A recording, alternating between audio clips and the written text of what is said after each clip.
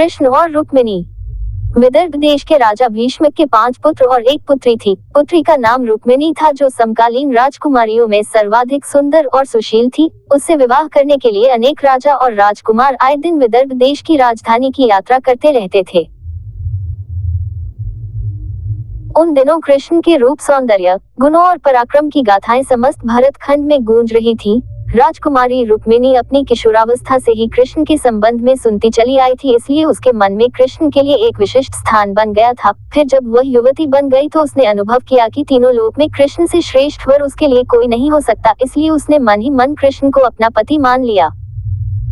रुक्मिणी के पिता और माता भी चाहते थे कि उनकी पुत्री का विवाह कृष्ण के साथ हो, लेकिन रुक्मिणी के बड़े भाई रुक्मी की मित्रता शिशुपाल और जरासंध जैसे उन राजाओं के साथ थी जो कृष्ण को अपना सबसे बड़ा शत्रु मानते थे। उन राजाओं को कृष्ण के हाथों कई बार पराजय का सामना करना पड़ा था, फिर भी उनकी शत्रुता की आग बुझ नहीं पाई थी।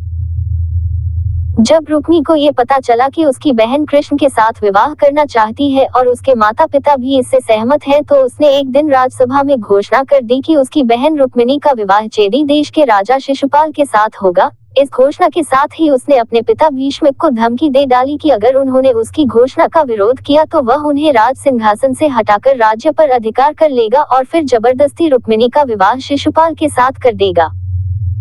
राजा भीष्म को अपने राज्य जाने की तो उतनी चिंता नहीं थी जितनी चिंता अपनी प्रजा के कल्याण की थी। वह अच्छी तरह जानते थे कि रुक्मी के राजा बनते ही राज्य की वही हालत हो जाएगी जो शिशुपाल और बाणसूर जैसे अत्याचारी और निरंकुश राजाओं के राज्य की है। ये सब सोचकर उन्होंने रुक्मी की घोषणा का विरोध नहीं किया। रुक्मी ने उसी समय कुल पुरोहित से विवाह की तिथि निश्चित कराई और शिशुपाल के पास संदेश भिजवा दिया कि वह अपने मित्र राजाओं को बारात में लेकर आए और राजकुमारी रुक्मिणी को विवाह कर ले जाए।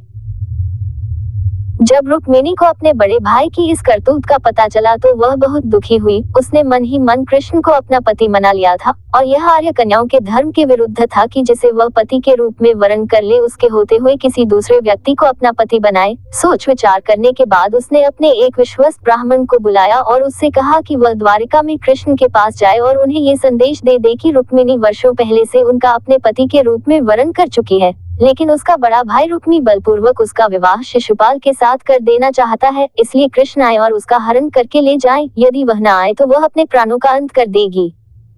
रुक्मिणी का संदेश लेकर ब्राह्मण उसी समय द्वारिका की ओर चल दिया और कुछ दिनों बाद द्वारिका में पहुंच गया।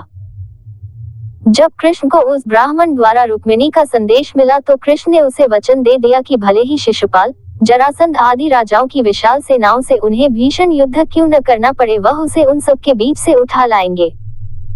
कृष्ण ने उसी समय अपने सारथी को रथ तैयार करने की आज्ञा दी और ब्राह्मण को साथ लेकर कुंदनपुर की ओर चल पड़े। कृष्ण के जाते ही बलराम को उनके कुंदनपुर जाने की सूचना मिल गई। उन्होंने यादवों की सेना की एक शक्तिशाली टुकड़ी को अपने साथ चलने का आदेश दिया और द्वारिका से इतनी तेजी से प्रस्थान किया कि वह भी सेना सहित कृष्ण के पीछे पीछे ही कुंदनपुर पहुंच गए।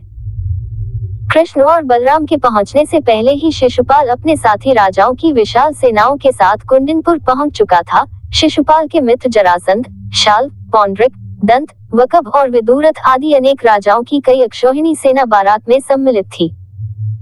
विवाह के दिन सुबह ही परंपरा के अनुसार रुक्मिणी अपनी सहेलियों तथा अन्य महिलाओं के साथ गौरी पूजन के लिए नगर से बाहर बनाए गए मंदिर में पूजा करने गई। रुक्मिणी के संदेश वाहक ब्राह्मण द्वारा कृष्ण को इस बात का पता चल चुका था, इसलिए वह रथ लेकर मंदिर के पीछे पहुंच गए। पूजा करने के बाद रुक्मिणी जैसे ही मंदिर से निकली, कृष्ण ने उन्हें उठाकर अपने रथ में बैठा लिया। रुक्मिणी के साथ आए सैनिक देखते ही रह गए। जब शिशुपाल और उसके साथी राजाओं को रुक्मिणी हरण का समाचार मिला तो वे अपनी अपनी विशाल सेना लेकर कृष्ण को पकड़ने के लिए चल दिए। रुक्मिणी का बड़ा भाई रुक्मी भी अपने चारों भाइयों और अपनी सेना के साथ कृष्ण के पीछे पीछे चल दिया।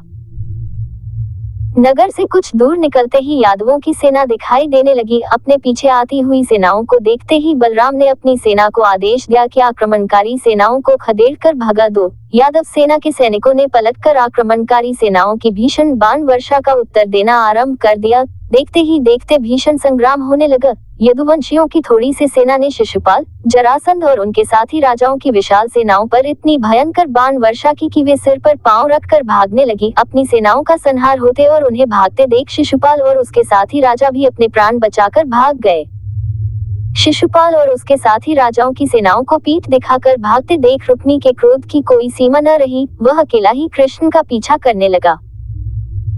कृष्ण रुक्मी से युद्ध करना नहीं चाहते थे, लेकिन जब रुक्मी ने अपशब्द कहते हुए उन पर आक्रमण कर दिया तो विवश होकर कृष्ण को शस्त्र उठाने पड़े। उन्होंने पलक झपकते ही रुक्मी के रथ के घोड़ों और सारथी को मार डाला। रुक्मी भी उनके बाणों से घायल हो गया। कृष्ण ने तलवार संभाली और झपट कर रुक्मी को पकड़ लिया और उसी के उत्तरीय से उसके हाथ पैर बांधने के बाद उसके सिर तथा दाढ़ी मूंछों के बाल जगह जगह से मूंद कर उसे कुरूप बना दिया। रुक्मी ये प्रतिज्ञा करके कृष्ण से युद्ध करने चला था कि अगर वह अपनी बहन रुक्मिणी को कृष्ण के हाथों से छुड़ाकर नहीं लाया तो कुंदिनपुर में नहीं लौटेगा। बलराम के कहने पर जब कृष्ण ने उसे छोड़ दिया तो वह अपने बचे खुचे सैनिकों को लेकर एक निर्जन प्रदेश में चला गया और वहीं नया नगर बसाकर रहने लगा। कृष्ण रुक्मिणी को लेकर विजयी यादव सेना के साथ द्वारिकापुरी लौट आए, जहां विधिपूर्वक उनका विवाह रुक्मिणी के साथ कर दिया गया।